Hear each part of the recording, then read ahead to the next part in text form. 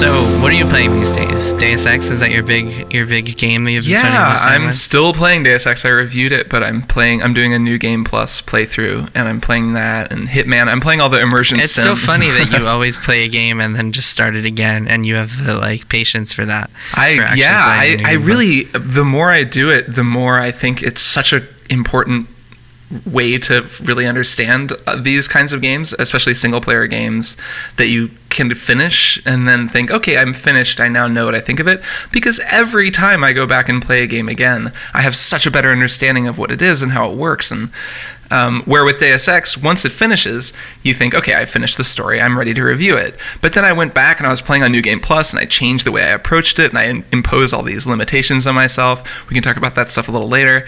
And it gave me such a better understanding of the game and what it did well and what it doesn't do well, and just helped me write about it better. Well, no, actually, you should explain what kind of limitations did you place on yourself. Well, so my gripe with the game, it's a gripe is maybe the wrong way to put it, but my biggest criticism of this game is that I think they are very eager to let you use all of your tools and give you a whole bunch of powers and cool augmentations and abilities, and they don't really counter that very well all the time, so you wind up feeling very overpowered. This is so for anybody who doesn't know what Deus Ex is. I'm assuming most of our listeners do, but it's a hybrid first third person game where you shouldn't assume, Kirk. Yes, it's true. I hear it makes an ass out of everybody or something like that. Yes, everybody. That's the exact expression. When you assume, you shouldn't assume because it makes an ass out of everybody. So it's a sort of a stealth RPG, I guess, is a way to describe it. It's a hybrid first third person game where you sneak into buildings and infiltrate places. It's sort of a cyberpunk future. It's more cyber than punk.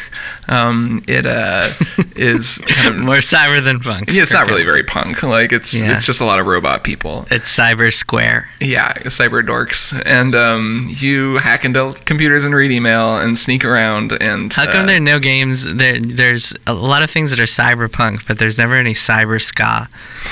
The other genre is cyber metal.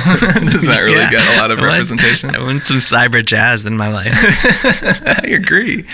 Anyway, so it's a game where you can tackle anything a number of different ways. It's an immersive sim is the popular term for this kind of game, where you can kind of look at the systems and the artificial intelligence and your objective and come up with weird and creative ways to solve problems. So it's that kind of game. Right. So in the original Deus Ex in particular, you had to pick how you wanted to play. If you were going to level up hacking, you couldn't necessarily level up the lockpicking ability. Or if you were going to be sneaky, you couldn't also have a really high jump. There were actual augmentations where you had to pick either or, and you couldn't get the other one. So it was much more, you picked a specific build and then approached each level that way, which was, restrictive, but forced you to kind of play a certain way.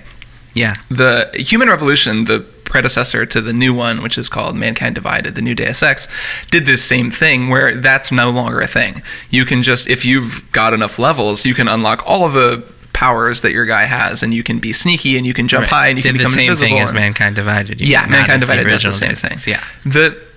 The issue that I found, and this might be an issue with Human Revolution, but Mankind Divided is kind of a shorter game, and so you're leveling up really fast throughout the game. I was kind of constantly earning new abilities to the point where 5 or 6 hours in, I had almost everything unlocked that I needed for my playstyle, and I was just destroying everybody. And this is, it made no difference on the highest difficulty. It was just that my opponents stood no chance.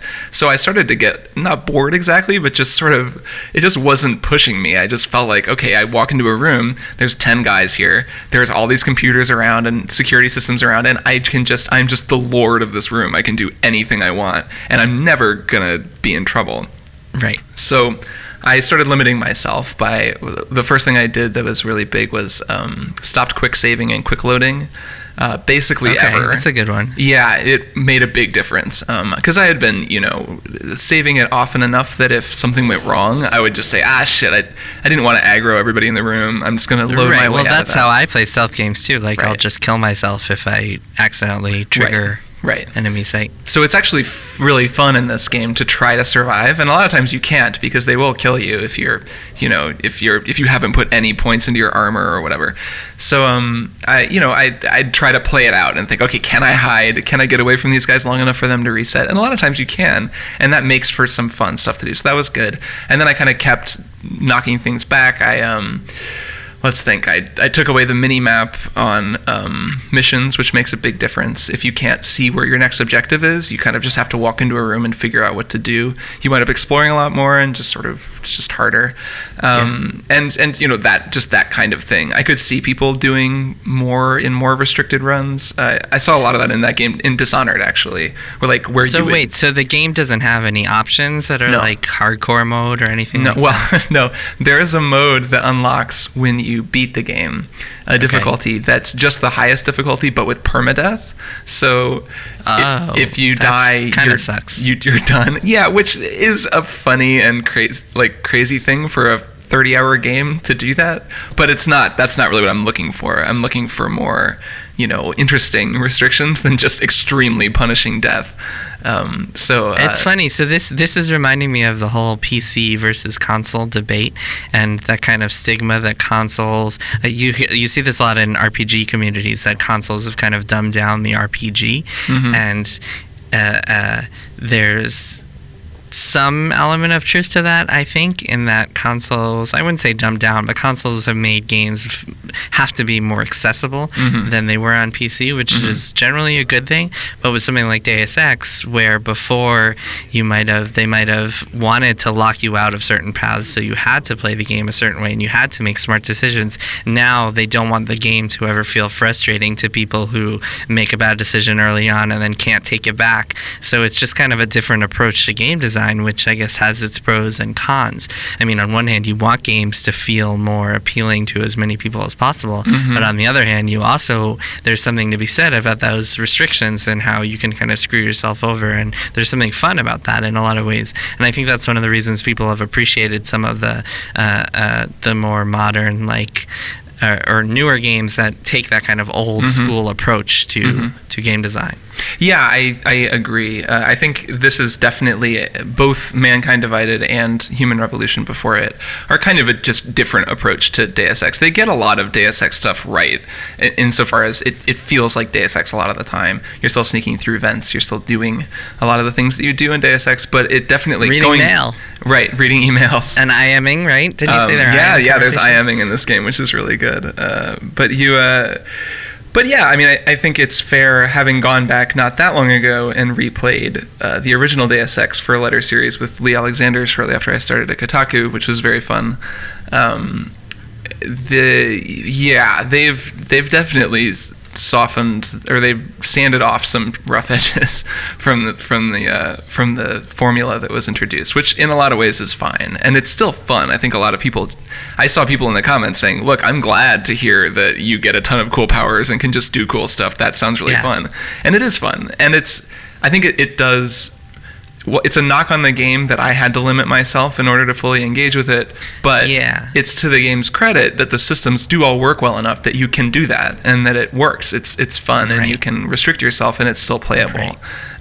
Which I think is. I remember. Cool. So I remember with Human Revolution, people were really pleasantly surprised. I love that game, and I still haven't played Mankind Divided, but I'm looking forward to it whenever I have some actual time, which probably won't be until next year. So I might not play it for a while. But the thing I loved about Human Revolution is that you could go into a room and approach things from so many different ways, and they really.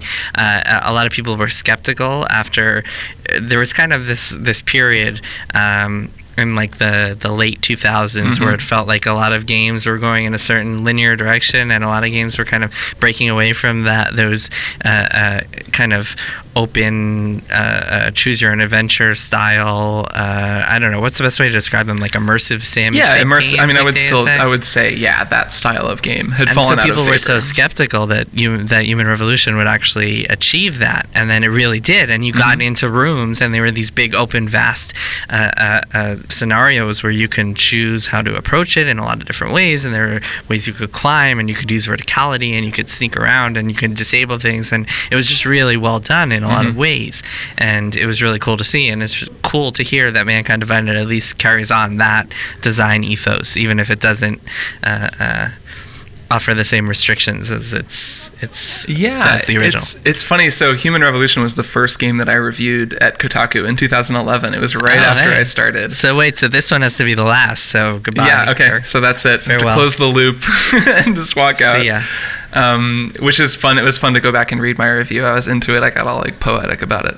I remember feeling that way about that game 5 years ago. With what you said, even I think I went to a preview event for that game when I was still at Paste magazine, and they were really nice, and they showed me the game, and I don't think that I wrote about it, and then I felt guilty about it. This was video game previews are dumb, and I shouldn't go to them. But it was a really impressive demo. I remember even then thinking, oh wow, holy shit, they're really doing this. And I think it was running on Xbox 360, and it was still, this impressive sort of open world immersive sim when, like you said, there's a whole period of time where it felt like people sort of stopped making those games.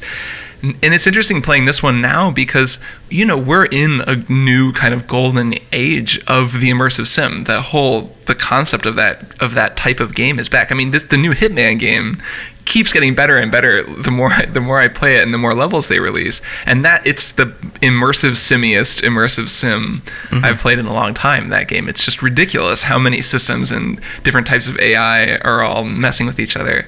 And then Deus Ex just feels more at home in the current landscape rather than this sort of and Dishonored is a big new series as well. Man, I overall really liked Mankind Divided. I like it more now. I'm taking my time because I know it's a little shorter than I had hoped it would be.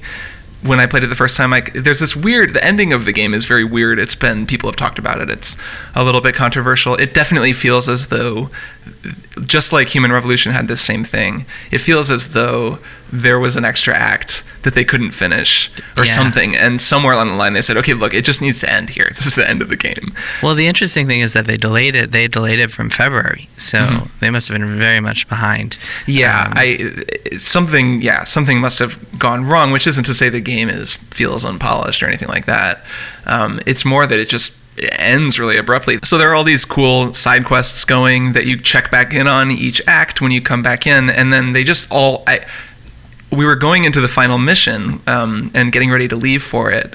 And I was thinking, oh, well, this can't be the final mission because I still have all those side quests that are in progress. And then the game just one by one lined up the ending of those side quests. And I kind of had this sinking feeling of, oh man, we're ending all of these. This really is going to be the end of the game, isn't it? And then we went into the final mission, which is a perfectly cool mission.